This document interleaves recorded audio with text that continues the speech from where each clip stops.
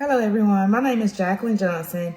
Today, I'm going to be presenting to you a presentation of the initiatives and referendums in Arizona.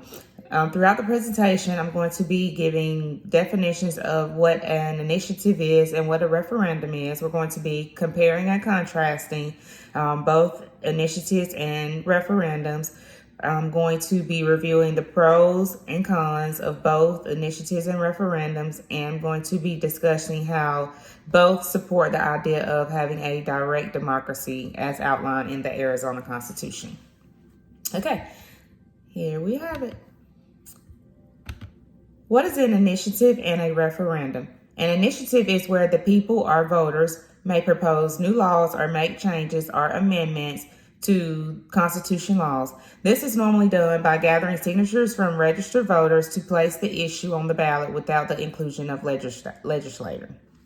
A referendum is a method in which the people or voters may approve or deny laws that have been passed by a legislator. The most common way to do this, in which changes are made, are within the Arizona Constitution. How initiatives and referendums are created. Initiatives are first drafted by citizens, and the proposal has it doesn't have any specific requirements such as length, languages, or any specifics. The draft must be filed with the Secretary of State, and the Arizona Constitution requires valid signatures from registered voters, at least 15% of the number of votes cast from the last election. A referendum requires the Senate and House to propose the change through a majority vote. Once approved by the legislator, the voters decide on the outcome of whether to approve or deny, and whether to put it on the ballot or not. What are the differences in initiatives and referendums? With initiatives, citizens create the proposal independently and gain signatures so that it may be put on the ballot for registered voters to vote on. An initiative is created entirely by the people. Legislator is not a part of the process. A referendum, a decision that is made by the General Assembly to whether or not to put the law on the or the bill on the ballot. It is an indirect bill that is created and drafted and will then be voted on ultimately by the people. The pros and cons of initiatives. The pros gives the power of decisions directly to the people and allows citizens to hold legislators accountable. The cons, it's a more accessible process and doesn't require any expertise involvement.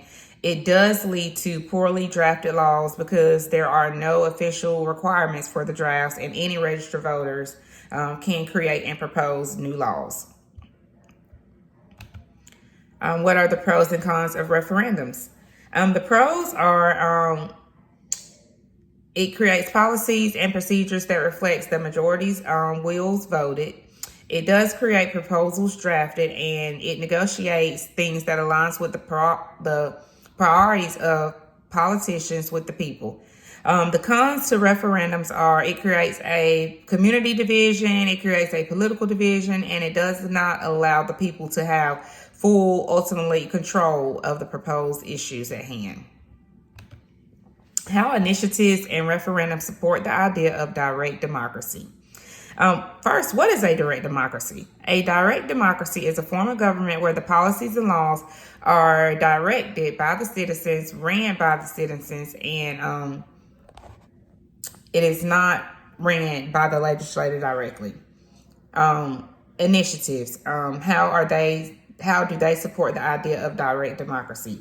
Initiatives gives voters direct power to adopt or change laws. It also allows them to approve or disapprove laws passed by the legislator, removing the role of elected officials being able to give full access to the running of the government by the people. How do referendums support the idea of direct democracy? When it comes to referendums, the people do have the final say of whether the proposed bills are passed or not. However, the legislator does begin this process, and it does require the legislator to pass the proposal by a majority before being able to reach the ballot for voters to then be able to vote on. That's it. Thank you.